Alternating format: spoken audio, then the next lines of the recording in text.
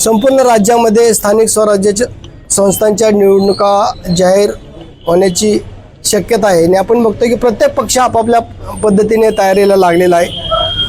राष्ट्रवादी शरद पवार गटाच्या वतीने युवा नेते युगेंद्र पवार आपल्याबरोबर आहेत. त्यांनी देखील आज बारामती शहरात जनता दरबार घेतला, जनतेचे प्रश्न ऐकून घेतले आणि ज्या काय अडीअडचणी असतील ते सोडवण्याचा त्यांनी प्रयत्न केलेला आहे. स्वतः युगेंद्रदादा पवार आपल्याबरोबर आहेत. मला सांगा, एकंदरीत आपण सगळं बघतोय, आज काल देखील अजितदादा म्हटले की इतर ठिकाणी न फिरता आपण आपल्या भागामध्ये दौरा करा. कार्यकर्त्यांना तशी तंबी देखील दिलेली आहे आणि आपण बघतोय की प्रत्येक कार्यकर्ते आता कामाला लागलेले. कारण आता शेवटी निवडणुका आहेत आणि किंवा येणार आहेत, अजून जाहीर झाले नसतील, पण आता एक येणाऱ्या 2-3 महिन्यात निवडणुका होण्याची शक्यता आहे. त्याच्यामुळे सगळेच पक्ष आता ॲक्टिव्ह झालेत. परवा आमची पण मुंबईत एक मीटिंग झाली, तिथं पवार साहेब होते, आदरणीय ताई शशिकांत शिंदे साहेब, सगळे आमचे मोठे नेते होते आणि आम्ही पण आता तयारीला लागलोय, कार्यकर्त्यांना भेटतोय आणि दर आठवड्याला मी इथं येत असतो. मी 3-4 दिवस बारामतीत असतो आणि सगळ्या आपल्या कार्यकर्त्यांना, नागरिकांना भेटत असतो. फक्त निवडणुका आहेत त्याच्यामुळं नाही, जे काही त्यांच्या अडचणी असतील, त्यांची जी काही कामं असतील ते सोडवण्याचा एक प्रामाणिक प्रयत्न आपण करत असतो. आपण बघितलं की बारामती म्हटलं की अजितदादा, गेले कित्येक वर्ष बारामती अजितदादांच्या ताब्यात राहिलेली आणि आपण बघितलं की पाठीमागच्या काही वर्षापासून पवार गटामध्ये 2 गट पडले. लोकसभेला देखील पवार विरुद्ध पवार अशी फाईट झाली, विधानसभेला देखील फाईट झाली. आता नगरपालिकेत आणि जिल्हा परिषदेमध्ये काय चित्र आहे? आता आपण बारामती म्हणतो, तुम्ही तुमच्यासाठी बारामती म्हणजे अजितदादा असेल, आमच्या सगळ्यांसाठी आणि या देशासाठी बारामती म्हणजे पवार साहेब. हे जुनं समीकरण आहे. आज बारामतीची ओळख जी आहे ती पवार साहेबांमुळेच आहे आणि देशात कुठेही गेल्यानंतर जेव्हा तुम्ही बारामतीचं नाव काढता तेव्हा लोक म्हणतात पवार साहेब क्या बारामती क्या. त्याच्यामुळं आम्ही दादा इथं 30-35 वर्षापासून काम करत आलेत, नाही असं नाही. दादांनी पण चांगलं काम केलं आहे, त्यांनी काही वाईट किंवा खराब काम केलं आहे असं मी म्हणणार नाही. शेवटी ते साहेबांच्या मार्गदर्शनाखालीच ते तिथं काम करत होते. पण 2-3 वर्षापूर्वी ते भाजपसोबत गेलेत, पवार साहेबांचे विचार ते सोडून गेलेत आणि बारामती तालुका हा नेहमी पुरोगामी तालुका राहिलेला आहे. शिवशाहू फुले आंबेडकर साहेबांच्या विचाराचा हा तालुका राहिलेला आहे आणि त्याच्यामुळं आम्ही सगळे पवार साहेबांसोबत राहिलो. आपण बघितलं आहे की आता मतदार यादीवरून घोळ निर्माण झालेला आहे, प्रश्न निर्माण झालेले आहेत. मुंबईत देखील अशाच मतदार यादींवर जी काय पत्ते आहेत ती अक्षरशः टॉयलेट बाथरूमचे पत्ते त्या ठिकाणी निघालेले आहेत. काय आपला काय यावर? खरं आहे ना, आता मुंबई असेल किंवा आपल्या बारामतीत पण अनेक गावांमध्ये, शहरामध्ये तसं करण्यात आलंय. आता पूर्वीच आमचे इथं तालुका अध्यक्ष आहेत ते किंवा आमचे शहर अध्यक्ष महिला आहेत ते पुण्याच्या कलेक्टरला जाऊन भेटलेत, कारण इथं पण तसे काही गोष्टी झालेत. मोठ्या प्रमाणात शिरूर मतदारसंघात तसं झालंय. आपले जे तिथले माजी आमदार आहेत अशोक बापू पवार साहेब, त्यांनी पण खूप गोष्टी तुमच्या सगळ्यांच्या समोर तिथं ठेवलेत, मांडलेत. हे सगळं होत आहे, हे आपल्याला दिसतंय. राहुल गांधी साहेबांनी त्याचा पुरावा पण दिलाय आणि कुठंतरी निवडणूक आयोगाने हे सिरियसली घेतलं पाहिजे आणि लोकशाही जिवंत आपल्याला ठेवायची असेल, जर तुमच्या मताला किंमत जर तुम्हाला ती तिथं ठेवायची असेल तर मग आपण सगळ्यांनी ही लढाई लढली पाहिजे. आपण तर बघतोय की एकंदरीत आता सर्व लक्ष लागलंय ते मुंबई महानगरपालिकेकडे. आपण पूर्वी लढत अशी होती शिवसेना विरुद्ध भाजप, परंतु आता आपण बघितलं की शिवसेनेमध्ये 2 गट झालेले आहेत आणि शिवसेना आणि मनसे वेगळी झाली होती. आता त्या ठिकाणी मनसे आणि शिवसेना पुन्हा एकत्र येणार आहे. काय चित्र होईल असं वाटतं? नाही, काय आता पूर्वीपासून म्हणजे जेव्हापासून मी लहान होतो तेव्हापासून आत्तापर्यंत मुंबई महानगरपालिका ही शिवसेनेच्या ताब्यात होती. बाळासाहेब ठाकरे हयात होते तेव्हापासून आजपर्यंत मुंबई महानगरपालिका ही शिवसेनेच्या ताब्यात होती. तिथं आपल्याला अलीकडं बघायला मिळतंय की जे ठाकरे बंधू आहेत ते सतत एकत्र येत आहेत, सतत ते भेटत आहेत आणि हे मुंबईकरांना खूप आवडलं आहे. 20 वर्षापासून मुंबईकरांचं स्वप्न होतं की ठाकरे बंधूंनी एकत्र यावं आणि ते आता ते करतायत. त्याच्यामुळं 100% शिवसेनाचा विजय आणि मनसे आणि त्याच्यामध्ये राष्ट्रवादी काँग्रेस शरदचंद्र पवार पक्ष असायची पण शक्यता आहे. त्यांना तिथं महानगरपालिकेत विजय मिळेल. महाराष्ट्र ऑलिम्पिक असोसिएशनच्या निवडणुकीत अजितदादा विरुद्ध मुरलीधर मोहोळ असं चित्र आता मुरलीधर मोहोळ देखील प्रयत्न करताना दिसतं. हो, आता काय तिथं आतमध्ये चाललंय नक्की मला सांगता येणार नाही, कारण मी त्या संस्थेत नाहीये, मी तिथं कुठंच नाहीये. पण शेवटी दादा पण महायुतीमध्ये आहेत. अनेक वर्षापासून दादा चांगल्या पद्धतीने महाराष्ट्र ऑलिम्पिक असोसिएशनचं काम बघत आलेत, करत आलेत. पण जर महायुतीचेच नेते एकमेकांच्या विरोधात जर तिथं लढत असतील किंवा एकमेकांची ताकद कमी करायचा प्रयत्न करत असतील तर मग हे आपल्या राज्यासाठी घातक आहे, आपल्या राज्यासाठी ते चांगलं नाही आहे. आणि जर कोण एक चांगलं काम करत असेल तर मग कशाला तुम्ही त्यांना रिप्लेस करताय. जर बारामतीमध्ये अजितदादा जर चांगलं काम करत असतील तर आपण मग अजितदादांना सपोर्ट का करायचा नाही असा देखील प्रश्न सर्वसामान्य नागरिक विचारत आहे. नाही, काय ह्याच्या आधी दादा चांगलं काम करत होते. पवार साहेबांच्या मार्गदर्शनाखाली जेव्हा ते काम करत होते तेव्हा ते चांगलं काम करत होते. अलीकडं काय झालंय की दादांचे जे सल्लागार आहेत किंवा आजूबाजूला जे नेते त्यांचे असतात ते त्यांना चुकीचा सल्ला देत असतात. बारामतीत पण तसं होतंय. जी खालची फळी आहे त्यांची, तुम्ही पण त्यांना चांगलं ओळखता, ते भरपूर वेळेला त्यांना मिसगाईड करतात. जी लोकांच्या फायद्याची कामं असतात ती कामं आता अलीकडं बारामतीत होत नाही आहेत. फक्त ठराविक कॉन्ट्रॅक्टर लोकांची कामं होत आहेत, फक्त ठराविक लोकांची कामं होत आहेत. आणि पूर्वी जेव्हा साहेब इथं लक्ष घालत होते तेव्हा तसं नसायचं. सामान्य जनतेची कामं होत होती. आता ते कुठंतरी होत नाही आहे. आणि परत एकदा लोकांना आता त्यांची सत्ता परत आणायची आहे, म्हणजे पवार साहेबांच्या विचाराची सत्ता परत आणायची आहे. आणि ते झाल्यावर ह्याच्यापेक्षा जास्त चांगलं काम आपण करू. दादा जे काम करतायत ते आता सुशोभीकरणचं काम असेल किंवा जे मोठे जे इथं कॉन्ट्रॅक्टर असतात त्यांची जास्त करून कामं होत आहेत. कार्यकर्त्यांना तिथं ते पुढं येऊन पण देत नाही.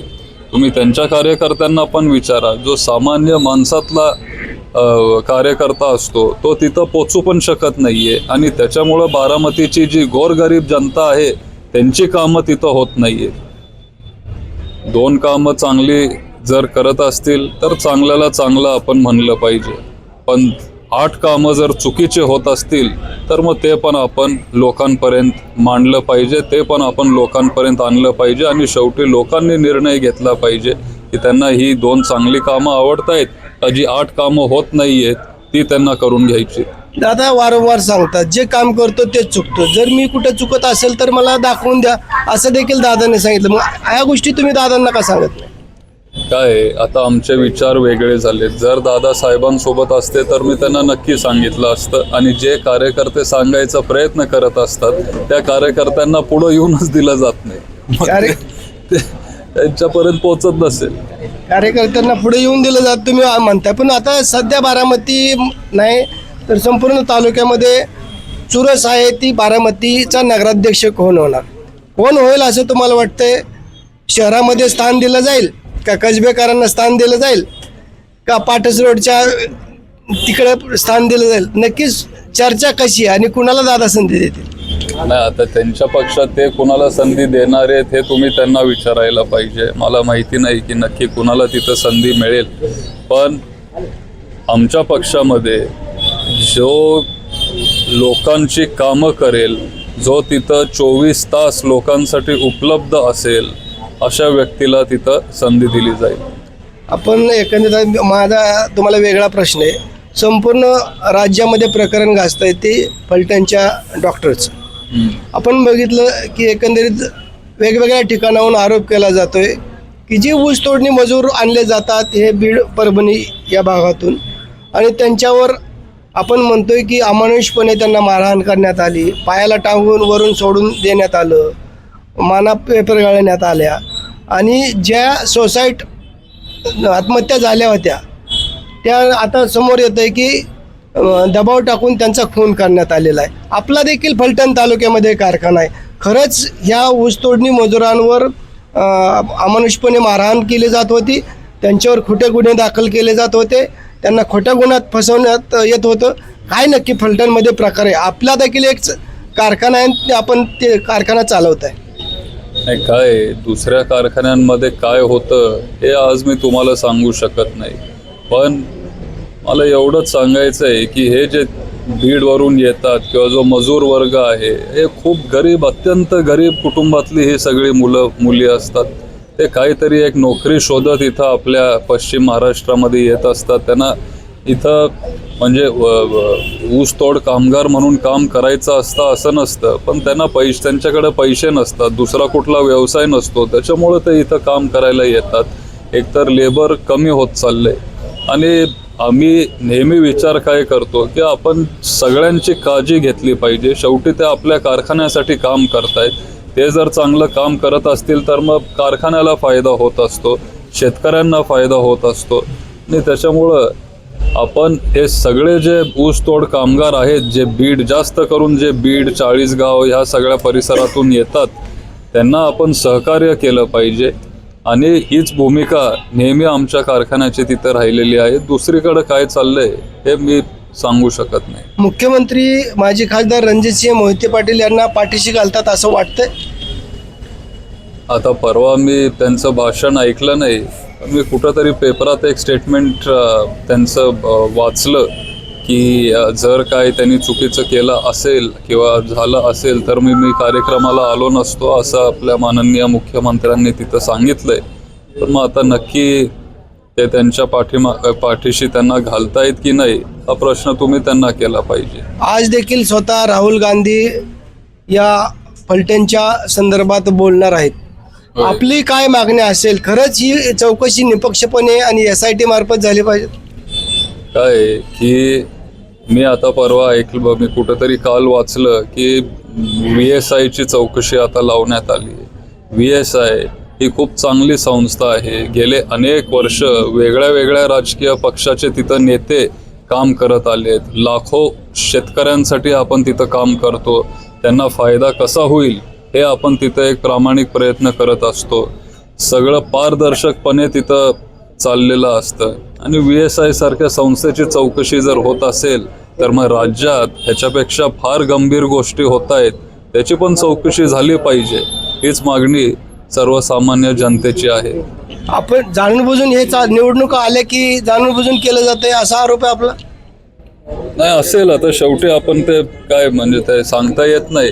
एखाद्या वेळेस असेल, नसेल, पण आपण कसं सांगणार? आपण एकंदरीत बघतोय की आता ज्या होणाऱ्या निवडणुका कशा पद्धतीने होतील? निपक्षपाते पार पडतील, लोकशाही पद्धतीने होतील, काय दबाव टाकून ह्या निवडणुका पार पडतील? आता विधानसभेला, लोकसभेला प्रचंड दबाव टाकला गेला. नंतर विधानसभेला वोट चोरीचा पण मुद्दा हा खूप मोठ्या प्रमाणात गाजलाय.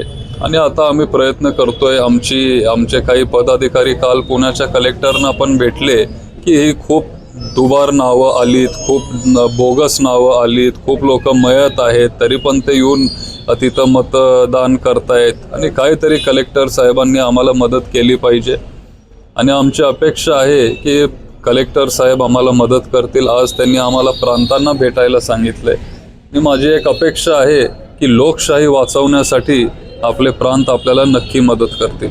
2 दिवसानंतर सर्व कारखान्यांचे राज्यातील धुराडे पेटणार आहेत, कारखाने सुरू होणार आहेत. ऊस तोडणी कामगारांना आपण काय आव्हान कराल आणि काय मार्गदर्शन कराल? आम्ही 100% त्यांच्या पाठीमागे आहोत. हे खूप अवघड काम आहे. रोज 12-12 तास तुम्हाला रानात जाऊन तिथं कोयत्यानी ऊस तोडायचं आहे. ही सोपी गोष्ट नाही आहे. कुणाला हे करायला आवडत नाही. हळूहळू लेबर कमी होत चाललं आहे. ह्याच्या आधी पण आम्ही लेबरची काळजी घेत आलो आहे. त्यांना आम्ही इथं फुकट आपल्या कारखान्यावर आपण जेवण देतो, आपण त्यांची सोय करतो. आपल्याकडं मी माझ्या कारखान्याचं बोलू शकतो की माझ्याकडे इंटरनॅशनल बॉर्न सुक्रो सर्टिफिकेट आहे. जे ह्या कामगारांसाठी काम करत असतात, लढत असतात, त्यांना आपण सगळी सोय सुविधा करून देतो. गरम पाणी असेल, जेवण असेल, तिथं चांगली सुविधा, पेमेंट आपलं वेळेवर त्यांना जातं, चांगले पैसे आपण त्यांना देत असतो. आणि त्यांची काळजी आपण सगळ्यांनी मिळून घेतली पाहिजे, कारण हे खूप अवघड काम ते करतात आणि त्यांची गरज आहे. कारखान्याला पण गरज आहे, शेतकऱ्यांना पण त्यांची गरज आहे. त्यांची काळजी आपण घेतली पाहिजे. जर मानसिक तणावातून ते जात असतील, त्यांना मारहाण होत असतील, तर आपण काय संदेश द्याल त्यांना? की जर त्यांच्यावर अन्याय होत असेल तर पूर्वीपासून पवार साहेब त्यांच्यासाठी लढत आलेत, त्यांच्यासाठी झटत आलेत, त्यांचे प्रश्न तिथं पुढं मांडत आलेत. आज पण आमची सगळ्यांची भूमिका तीच राहील. जर त्यांना कुठलाही त्रास होत असेल तर ते आमच्याकडे येऊ शकतात. राष्ट्रवादी काँग्रेस, शरदचंद्र पवार साहेबांचा पक्ष हा नेहमी त्यांच्या पाठीशी उभा राहील. तर हे होते युगेंद्र पवार, जे त्यांनी विविध विषयावर परखड मत मांडलेले. जितेंद्र जाधव, न्यूज 18 लोकमत, बारामती.